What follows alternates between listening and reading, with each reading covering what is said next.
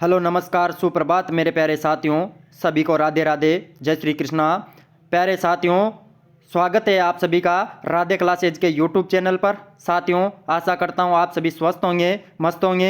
साथियों, हम चर्चा कर रहे हैं राजस्थान इतिहास, कला, संस्कृति व भूगोल व संविधान से संबंधित महत्वपूर्ण प्रश्नों पर। साथियों, पिछली क्लास में हमने कुछ महत्वपूर्ण प्रश्नों पर चर्चा की थी और देखा था कि किस प्रकार के प्रश्न एग्जाम में पूछे जाते हैं, कैसे प्रश्न पूछे जाते हैं, उनको किस प्रकार से करना है। हमने विस्तृत व्याख्या सहित प्रश्नों को हल किया था। प्यारे साथियों, इसी सीरीज को आगे बढ़ाते हुए हम आज और कुछ प्रश्नों का हल करने वाले हैं जो आगामी राजस्थान के जो एग्जाम हैं, जैसे रिट, पटवार, वीडियो, चतुर्थ श्रेणी, जेल प्रहरी, बीएसटीसी, पीटीटी आदि एग्जाम के अंदर इनमें से बहु प्रश्न देखने को मिलेंगे। तो प्यारे साथियों, क्लास को शेयर कर देना, सेशन को शेयर कर देना, और यदि आपने अभी तक चैनल को सब्सक्राइब नहीं किया हो तो चैनल को सब्सक्राइब कर देना ताकि आप तक हमारे लेटेस्ट वीडियो पहुंचते रहे। तो प्यारे साथियों, जल्दी से जुड़ जाइए, जल्दी से तैयार हो जाइए आज के प्रश्नों के लिए, आज की क्लास के लिए। प्यारे साथियों, काफ़ी शानदार क्लास रहने वाली है, काफ़ी अच्छी क्लास रहने वाली है, काफ़ी जानदार क्लास रहने वाली है। तो हो जाइए तैयार प्यारे साथियों। और आप क्लास के अंत में कमेंट देके ज़रूर बताना कि आपके इन प्रश्नों में से कितने प्रश्न सही निकले, कितने प्रश्न गलत निकले। तो प्यारे साथियों, उस हिसाब से हम अगली क्लास के अंदर चर्चा करेंगे, अगली क्लास के अंदर प्रश्नों को लेकर के आएंगे और उसी अनुसार हम हल करेंगे प्यारे साथियों, और आपकी प्रॉब्लम को सॉल्व करने का भी प्रयास करेंगे। तो चलिए साथियों, प्रारंभ करते हैं आज की क्लास को, आज के प्रश्नों को प्रारंभ करते हैं। अंत में कमेंट दे के जरूर बताना है। तो चलिए साथियों, प्रारंभ करते हैं। प्रश्न है साथियों, ढूंढाड़ राज्य में कछवाहा वंश की स्थापना किसने की थी? ढूंढाड़ जो राज्य है, इसमें कछवाहा वंश की स्थापना किसने की थी साथियों? सोडा सिंह, दुल्हेराय, कल्याण, पृथ्वीराज या अनुत्रित रहेगा। तो प्यारे साथियों, इसका जो राइट आंसर है, राइट आंसर क्या रहने वाला है? अरे जो ढूंढाड़ राज्य था, इस ढूंढाड़ राज्य के अंदर कछवाहा वंश की जो स्थापना है, कछवाहा वंश की स्थापना तो किसने की थी? अरे कछवाहा वंश की स्थापना तो दुल्हेराय ने की थी। किसने की थी साथियों? दुल्हेराय ने की थी। जिसने दुल्हेराय ने सन 1137 के अंदर, 1137 ईस्वी के अंदर ढूंढाड़ राज्य के अंदर कौन से वंश की, कछवाहा वंश की स्थापना की थी? प्यारे साथियों, दुल्हेराय को धोलेराय या तेजकरण के नाम से भी जाना जाता है, जो मूलतः नरवर के सोडा सिंह का पुत्र था। किसका पुत्र था? सोडा सिंह का। प्यारे साथियों, दुल्हेराय ने अपनी जो प्रारंभिक राजधानी थी, वो प्रारंभिक राजधानी दौसा को बनाया था। किसको बनाया था साथियों? दौसा को बनाया था। प्यारे साथियों, दुल्हेराय द्वारा एक कस्बा बसाया गया था, जमवा रामगढ़, जिसको ढूंढाड़ का पुष्कर भी कहा जाता है। प्यारे साथियों, कछवाहा राजवंश की जो कुल देवी है, वो कुल देवी तो जमवाई माता है। कौन सी माता है? जमवाई माता है। कछवाहा राजवंश की कुल देवी जमवाई माता है। इसी जमवाई माता का मंदिर जमवा रामगढ़ के अंदर बना हुआ है। इसे अन्नपूर्णा माता भी कहा जाता है। कछवाहा राजवंश की कुल देवी है, जबकि कछवाहा राजवंश की जो आराध्य देवी है, वो कछवाहा राजवंश की आराध्य देवी तो शिला माता है। प्यारे साथियों, कौन सी माता है? शिला माता है। चलते हैं साथियों अगले प्रश्न पर। प्रश्न है साथियों, स्वतंत्रता से पूर्व एरिनपुरा छावनी स्थित थी। स्वतंत्रता से पूर्व जो एरिनपुरा छावनी थी, वो छावनी कहाँ स्थित थी साथियों? सिरोही में, अजमेर में, जोधपुर में, नागौर में या अनुत्रित? तो बताइए साथियों, किसके अंतर्गत एरिनपुरा छावनी आती थी, कहाँ पे आती थी?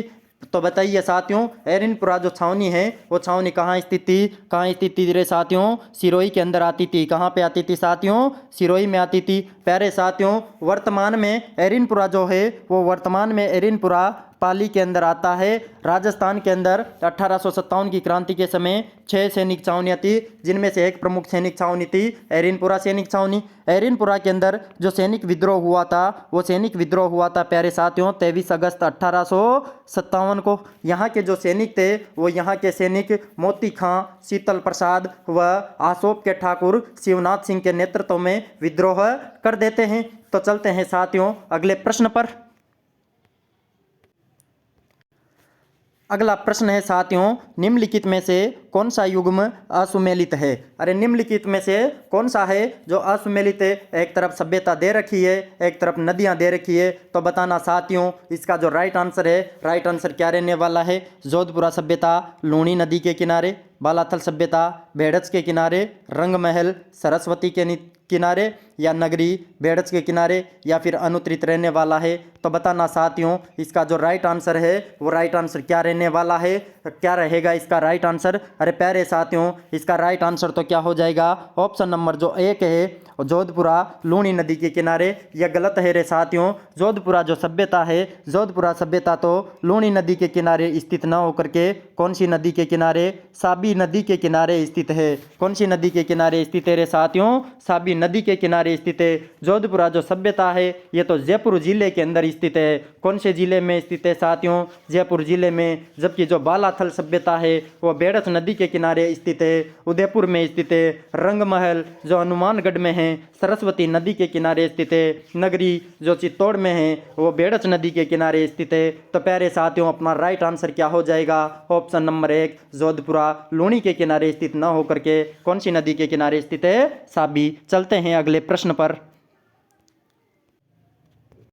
प्रश्न है साथियों, अग्निकुंड से राजपूतों की उत्पत्ति के सिद्धांत का समर्थन किसने किया है? अरे अग्निकुंड से जो राजपूतों की उत्पत्ति हुई थी इस सिद्धांत का समर्थन किसने किया है साथियों? दशरथ शर्मा ने, गोपीनाथ शर्मा ने, जी.एच. ओझा ने, मोहनोत नेणसी ने, या फिर अनुत्तरित रहने वाला है? तो प्यारे साथियों बताना इसका जो राइट आंसर है वो राइट आंसर क्या रहेगा? अरे अग्निकुंड से जो राजपूतों की उत्पत्ति का सिद्धांत दिया था वो सिद्धांत तो चंद्रबरदाई ने दिया था। किसने दिया था रे साथियों? चंद्रबरदाई ने दिया था अग्निकुंड से राजपूतों की उत्पत्ति का। चंद्रबरदाई अपने ग्रंथ जो पृथ्वीराज रासो है, पृथ्वीराज रासो के अंदर कहता है कि महर्षि जो वशिष्ठ थे, महर्षि वशिष्ठ ने आबू पर्वत पर एक यज्ञ किया। उस यज्ञ से 4 जातियां उत्पन्न हुई। 4 जातियां कौन सी? प्रतिहार, प्रमार, चालुक्य, चौहान। प्रतिहार, प्रमार, चालुक्य, चौहान 4 जातियां उत्पन्न हुई। प्यारे साथियों इन चारों जातियों को जो महर्षि वशिष्ठ था, महर्षि वशिष्ठ ने यज्ञ से उत्पन्न किया।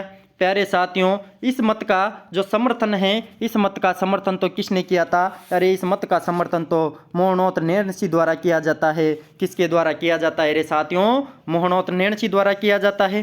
प्यारे साथियों चलते हैं अगले प्रश्न पर, अगले क्वेश्चन पर। प्रश्न है साथियों, वह हाड़ा चौहान शासक जिसे जहांगीर ने राम राजा और सर बुलंद राय की उपाधि प्रदान की थी? प्यारे साथियों बताना है वह कौन सा हाड़ा चौहान शासक था जिसे जहांगीर ने राम राजा और सर बुलंद राय की उपाधि प्रदान की थी? बताना साथियों आंसर क्या रहने वाला है? ऑप्शन 1 राव रतन सिंह, ऑप्शन 2 राव भोज, ऑप्शन 3 राव शत्रुसाल, ऑप्शन 4 भाव सिंह, या ऑप्शन 5 अनुत्तरित? तो बताना साथियों इसका जो राइट आंसर है वो राइट आंसर क्या होगा? अरे कौन सा शासक था हाड़ा चौहान शासक जिसे जहांगीर ने राम राजा और सर बुलंद राय की उपाधि दी थी? तो वो शासक तो कौन था रे साथियों? वो शासक तो था राव रतन सिंह। कौन था रे साथियों? राव रतन सिंह। राव रतन सिंह को जहांगीर ने राम राजा और सर बुलंद राय की उपाधि दी थी। प्यारे साथियों न्यायिक राजा होने के कारण तो राम राजा की उपाधि दी गई, तथा चित्रकला में अग्रणी होने के कारण जहांगीर ने इसे सर बुलंद राय की उपाधि दी थी। किसमें? चित्रकला के अंदर अग्रणी होने के कारण कौन सी उपाधि? चित्रकला में अग्रणी होने के कारण तो सर बुलंद राय। जबकि कैसा राजा? न्यायिक राजा होने के कारण कौन सी उपाधि दी गई? न्यायिक राजा होने के कारण तो राम राजा की उपाधि दी गई। प्यारे साथियों चलते हैं अगले प्रश्न पर। प्रश्न है साथियों, annals and antiquities of Rajasthan नामक पुस्तक निम्नलिखित में से किसे समर्पित है? Annals and antiquities of Rajasthan नामक जो पुस्तक है निम्न में से किसे समर्पित है रे साथियों? विलियम क्रुक, महाराजा भीम सिंह, यति ज्ञान चंद्र, कर्नल टोड या अनुत्रित? तो प्यारे साथियों बताना इसका जो राइट आंसर है वो राइट आंसर क्या रहने वाला है। गलती मत करना साथियों, काफ़ी शानदार प्रश्न है, काफ़ी अच्छा प्रश्न है। इसका जो राइट आंसर है वो राइट आंसर तो क्या रहेगा? अरे प्यारे साथियों, annals and antiquities of Rajasthan, यह पुस्तक तो किसे समर्पित है? यह पुस्तक तो यति ज्ञान चंद्र को समर्पित है। यह पुस्तक की रचना तो कर्नल टोड द्वारा की जाती है। किसके द्वारा की जाती है साथियों? कर्नल टोड द्वारा की जाती है। 1829 में इस पुस्तक को प्रकाशित किया गया। इस पुस्तक में सर्वप्रथम रायथान शब्द का प्रयोग किया गया। कौन से शब्द का? रायथान शब्द का प्रयोग किया गया। यह पुस्तक कर्नल टोड ने अपने गुरु यति ज्ञान चंद्र को समर्पित की थी। प्यारे साथियों, इसी पुस्तक का दूसरा भाग जो है वो 1832 में प्रकाशित हुआ था, जिसे हम the central and western Rajputana state of India के नाम से जानते हैं।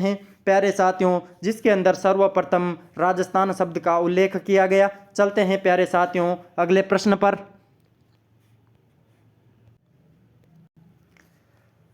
अगला प्रश्न है साथियों, जयपुर राज्य में जयराम पेशा कानून के तहत किस जाति को अपराधी घोषित किया गया? अरे जयपुर में जो जयराम पेशा कानून था, इस कानून के तहत किस जाति को अपराधी घोषित किया गया था साथियों?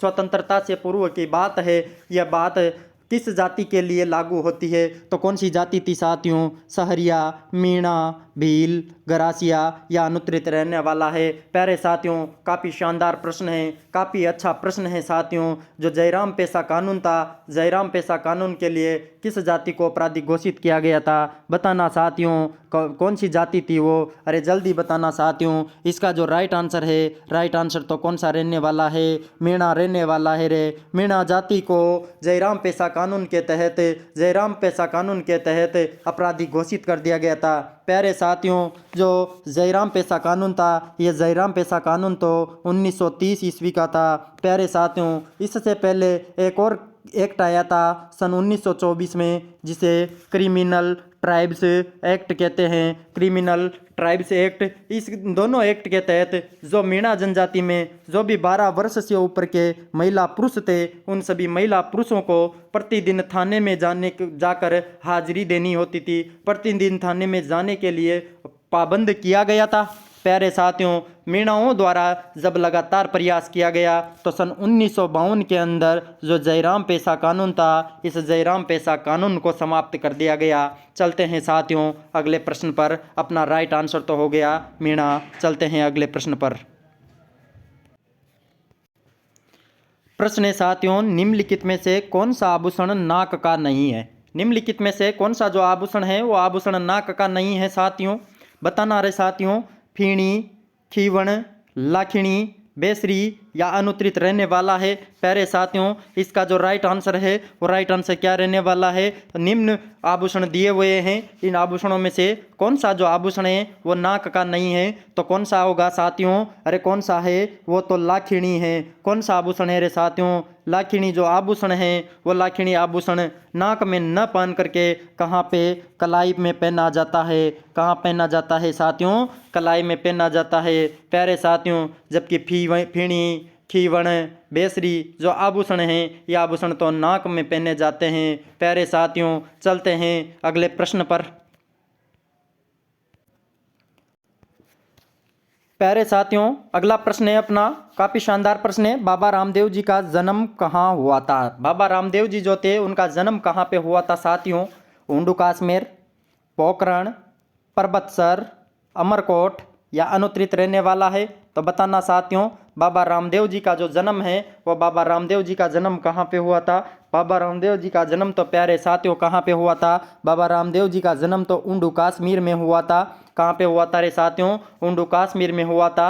बाबा रामदेव जी के पिता का नाम तो अजमाल दे था। क्या नाम था रे प्यारे साथियों? अजमाल जी था बाबा रामदेव जी के पिता का नाम। जबकि माता का नाम तो मेणा देता। माता का नाम क्या था रे साथियों? माता का नाम तो मेणा देता। प्यारे साथियों, जो बाबा रामदेव थे, बाबा रामदेव ने रुणेचा में, कहाँ पे? रुणेचा के अंदर, रुणेचा जो जैसलमेर में है, रुणेचा के अंदर जैसलमेर में भाद्र शुक्ल दशमी, भाद्रपद का महीना शुक्ल पक्ष और कब 10वीं के दिन समाधि ली थी। प्यारे साथियों, बाबा रामदेव को तो राम सापीर भी कहा जाता है, ऋणेचार आदरणीय भी कहा जाता है। प्यारे साथियों, रामदेव जी की जो पूजा है वो पूजा कृष्ण के अवतार के रूप में की जाती है। प्यारे साथियों, रामदेव जी के गुरु का नाम तो बालीनाथ था। रामदेव जी के गुरु का नाम क्या था साथियों? बालीनाथ था रे प्यारे साथियों। प्यारे साथियों, चलते हैं अगले प्रश्न पर। प्यारे साथियों, तो अपना राइट आंसर तो क्या हो गया? उंडू कश्मीर। चलते हैं अगले प्रश्न पर। अगला प्रश्न है साथियों, किस संप्रदाय के साधु अग्नि नृत्य के लिए प्रसिद्ध है? किस संप्रदाय के जो साधु है अग्नि नृत्य के लिए प्रसिद्ध है साथियों? कौन सा संप्रदाय है जिसके साधु अग्नि नृत्य के लिए प्रसिद्ध है?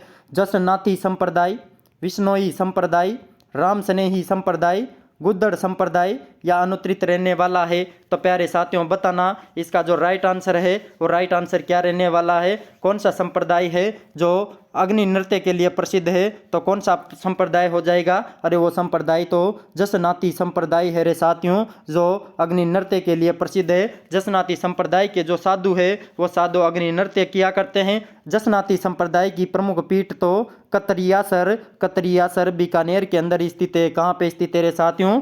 कतरियासर बीकानेर में। इसमें निर्गुण भक्ति को ईश्वर साधना का मार्ग बताया गया है। प्यारे साथियों, जो जसनाती संप्रदाय है, इस जसनाती संप्रदाय के अंदर फत्ते फत्ते शब्द का, कौन सा? फत्ते फत्ते शब्द का उच्चारण करते हुए, फत्ते फत्ते शब्द का उच्चारण करते हुए जो जसनाती संप्रदाय के साधु है वो साधु कौन सा नृत्य करते हैं? अग्नि नृत्य करते हैं। कौन सा नृत्य? अग्नि। प्यारे साथियों, जसनाती संप्रदाय के अंदर कुल 36 नियम हैं। कितने नियम हैं? 36 नियम है प्यारे साथियों। जसनाती संप्रदाय के अंदर जाल वृक्ष को पवित्र माना जाता है। कौन से वृक्ष को? जाल वृक्ष को पवित्र माना जाता है। चलते हैं साथियों अगले प्रश्न पर। प्यारे साथियों, अपना राइट आंसर हो गया जसनाती संप्रदाय। अगला प्रश्न पर चलते हैं साथियों। प्रश्न है साथियों, निम्नलिखित में से सुमेलित है। निम्नलिखित में से कौन सा है जो सुमेलित है रे साथियों? बाकी सभी असुमेलित है। तो बताना साथियों। कजली तीज का मेला श्रावण शुक्ल तृतीया को लगता है। जंबेश्वर मेला श्रावण माह में लगता है। चारभुजा नाथ का मेला कार्तिक शुक्ल 11 को लगता है।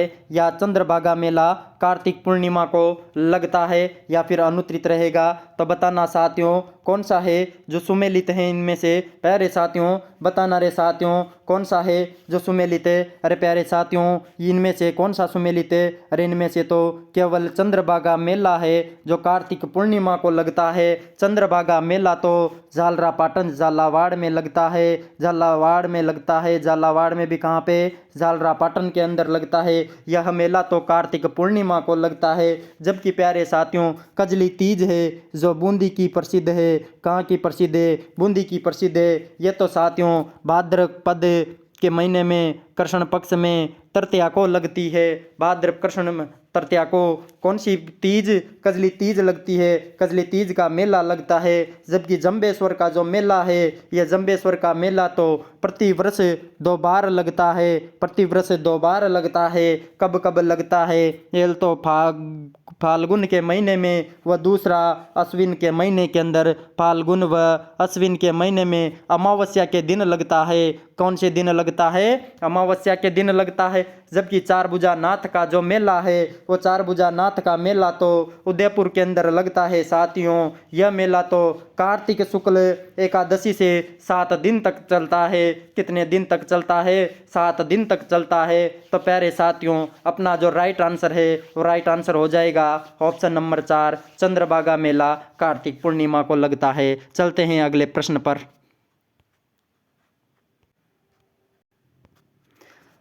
प्रश्न है साथियों, निम्नलिखित में से सुमेलित नहीं है। अरे निम्नलिखित में से सुमेलित नहीं है, बताना है साथियों। भैंसों का चितेरा परमानंद चोयल, गांवों का चितेरा भूर सिंह शेखावत, नीड़ का चितेरा बाबा गोवर्धन लाल, ऊँट का चितेरा हिजामुद्दीन उस्ता, या फिर अनुत्रित रहने वाला है? तो बताना साथियों, इसका जो राइट आंसर है वो राइट आंसर क्या रहने वाला है? कौन सा है जो सुमेलित नहीं है रे साथियों? बताना जल्दी से, कौन सा सुमेलित नहीं है रे साथियों? अरे जल्दी बताना साथियों, कौन सा सुमेलित नहीं है। अरे बेसों का चितेरा तो किसको कहा जाता है, किसे कहा जाता है रे साथियों? परमानंद चोयल को कहा जाता है। कौन सा है इनमें से जो गलत है साथियों? कौन सा है? ऑप्शन 3, नीड़ का जो चितेरा है वो नीड़ का चितेरा कौन है? बाबा गोवर्धन लाल नहीं है। नीड़ का चितेरा तो सौभाग्यमल गहलोत है। कौन है रे साथियों? सौभाग्यमल गहलोत है। सौभाग्यमल गहलोत है। जबकि बाबा जो गोवर्धन लाल है वो बाबा गोवर्धन लाल तो क्या है रे साथियों? भीलों के चितेरा है। बाबा गोवर्धन लाल तो भीलों का चितेरा है। कौन सा चितेरा है? भीलों का चितेरा है। बाबा गोवर्धन लाल तो भीलों का चितेरा है। जबकि नीड़ का चितेरा तो सौभाग्यमल गहलोत है। प्यारे साथियों, गाँव का जो चितेरा है वो गाँव का चितेरा तो भूर सिंह शेखावत है। जबकि ऊँट का चितेरा हिजामुद्दीन उस्ता है। चलते हैं साथियों अगले प्रश्न पर। चलते हैं साथियों। अगला प्रश्न है साथियों, अति आर्द्र जलवायु प्रदेश के अंतर्गत कौन से जिले आते हैं? अति आर्द्र जो जलवायु प्रदेश हैं इसके अंदर कौन से जिले आते हैं साथियों? कोटा, झालावाड़, नागौर, पाली, अजमेर, सिरोही, श्री गंगानगर, हनुमानगढ़ या अनुत्तरित रहने वाला है? तो बताना साथियों, अति आर्द्र जलवायु प्रदेश के अंतर्गत कौन से जिले आते हैं? तो कौन से जिले आते हैं रे साथियों अति आर्द्र जलवायु प्रदेश के अंदर? अरे अति आर्द्र जलवायु प्रदेश के अंदर तो कोटा, झालावाड़ आते हैं। कौन से आते हैं साथियों? कोटा, झालावाड़ आते हैं। और इनके अलावा अति आर्द्र जो जलवायु प्रदेश है इसी अति आर्द्र जलवायु प्रदेश में उदयपुर, डूंगरपुर व बांसवाड़ा भी आते हैं। उदयपुर, डूंगरपुर व बांसवाड़ा भी आते हैं। प्यारे साथियों, यहाँ पर जो औसत वर्षा है वो औसत वर्षा 80 से 150 सेंटीमीटर होती है। प्यारे साथियों, तापमान भी 30 से 38 डिग्री ग्रीष्मकाल में होता है, जबकि 14 से 18 डिग्री शीतकाल में होता है। प्यारे साथियों, चलते हैं अगले प्रश्न पर। प्यारे साथियों, प्रश्न है, निम्नलिखित में से राष्ट्रीय झील संरक्षण कार्यक्रम में शामिल राजस्थान की झील नहीं है। अरे जो राष्ट्रीय झील संरक्षण कार्यक्रम में इसमें राजस्थान की कौन सी झील शामिल नहीं है साथियों? पुष्कर झील, मानसागर झील, पिछोला झील, जयसमंद झील या अनुत्तरित रहने वाला है? तो बताना साथियों, इसका जो राइट आंसर है वो राइट आंसर तो क्या रहने वाला है? कौन सी झील है जो राष्ट्रीय झील संरक्षण कार्यक्रम में शामिल नहीं है? तो कौन सी झील है रे साथियों? वो झील तो कौन सी है? वो झील तो प्यारे साथियों जयसमंद झील है। कौन सी झील है रे साथियों? जयसमंद झील है जो राष्ट्रीय झील संरक्षण कार्यक्रम के अंतर्गत शामिल नहीं है। प्यारे साथियों, यह जो राष्ट्रीय झील संरक्षण कार्यक्रम था इसकी शुरुआत तो जून 2001 को की गई थी। जून 2001 में झीलों के संरक्षण के लिए या इनके पुनरुद्धार के लिए कौन सा कार्यक्रम चलाया गया? राष्ट्रीय झील संरक्षण कार्यक्रम चलाया गया, जिसमें राजस्थान की 6 जिले शामिल थी। कितने जिले शामिल थी? 6। कौन कौन सी? पुष्कर, मानसागर, आना सागर, पुष्कर, मानसागर, आना सागर, पिछोला, नक्की व फतेह सागर झील शामिल थी। वो फतेह सागर झील शामिल थी। चलते हैं साथियों अगले प्रश्न पर।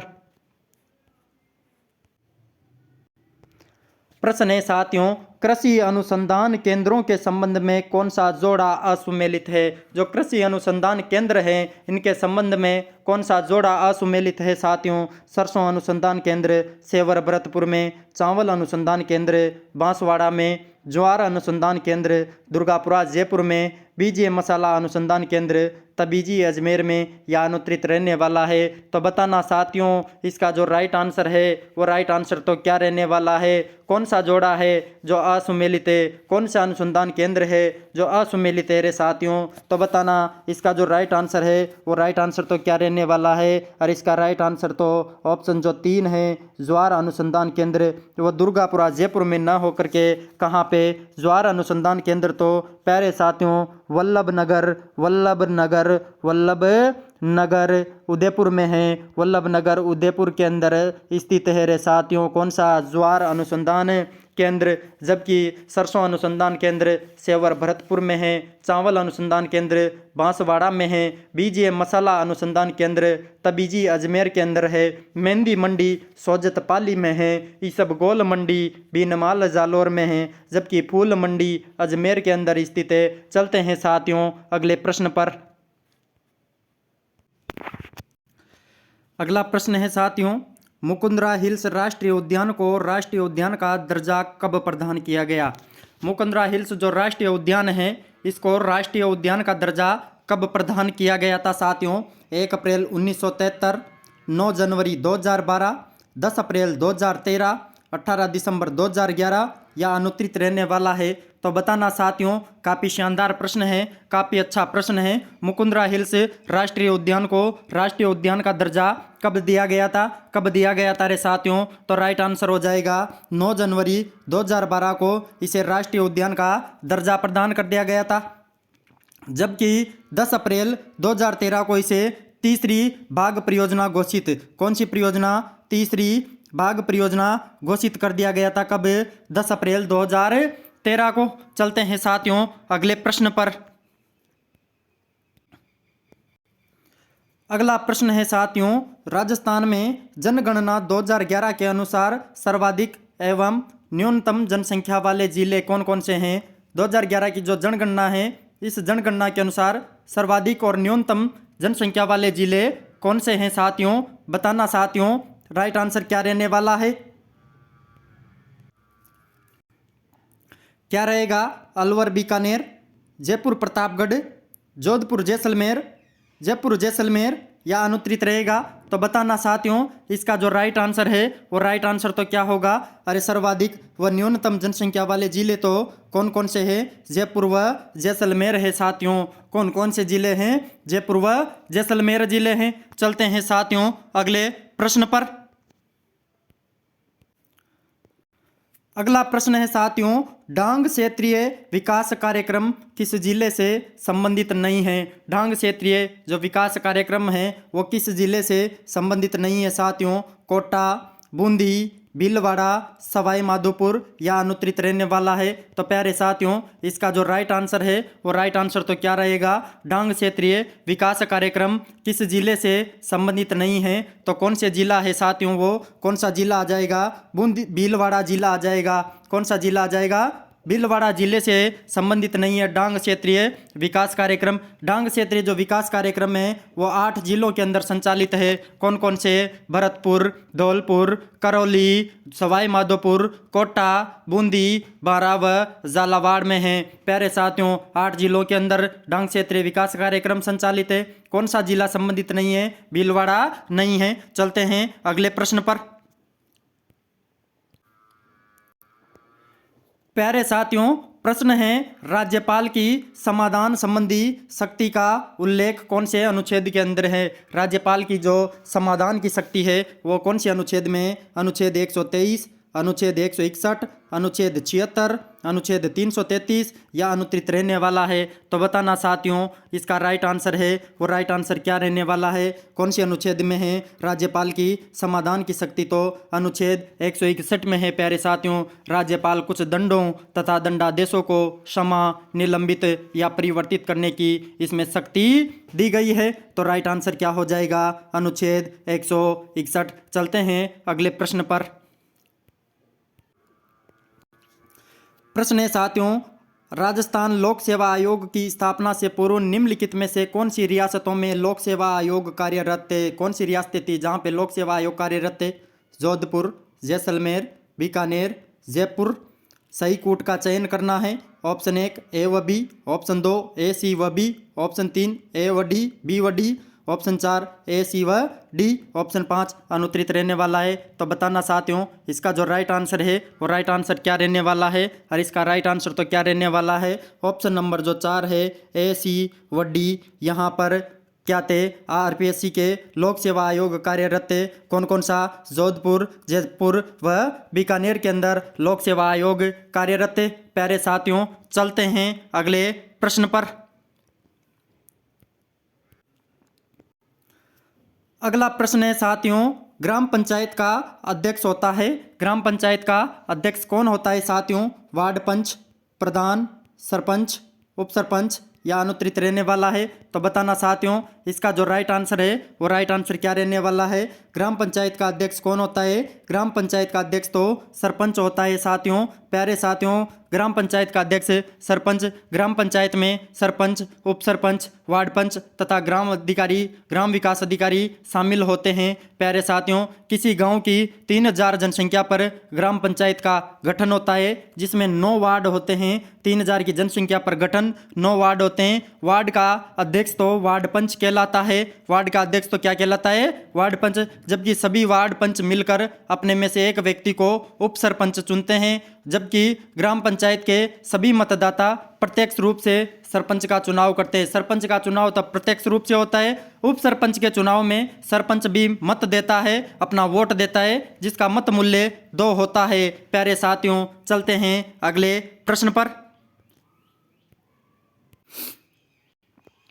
प्रश्न है साथियों, किसी राज्य के मुख्यमंत्री के रूप में नियुक्त होने के लिए न्यूनतम आयु निर्धारित की गई है। न्यूनतम आयु क्या होनी चाहिए साथियों? 21 वर्ष, 25 वर्ष, 30 वर्ष, 35 वर्ष या अनुत्तरित रहेगा? तो प्यारे साथियों, इसका जो राइट आंसर है वो राइट आंसर तो क्या हो जाएगा? किसी राज्य के मुख्यमंत्री के रूप में नियुक्त होने के लिए जो न्यूनतम आयु है वो न्यूनतम आयु क्या होनी चाहिए? न्यूनतम आयु तो 25 वर्ष होनी चाहिए रे साथियों। कितने वर्ष होनी चाहिए? 25 वर्ष होनी चाहिए। मुख्यमंत्री जो होता है, मुख्यमंत्री को राज्यपाल पद व गोपनीयता की शपथ दिलाता है। किसकी शपथ दिलाता है? पद व गोपनीयता की। मुख्यमंत्री विधानसभा में बहुमत दल का नेता होना चाहिए। चलते हैं साथियों अगले प्रश्न पर। प्रश्न है साथियों, विधानसभा सदस्यों को शपथ किसके द्वारा दिलाई जा सकती है? विधानसभा जो सदस्य होते हैं उन सदस्यों को शपथ किसके द्वारा दिलाई जा सकती है साथियों?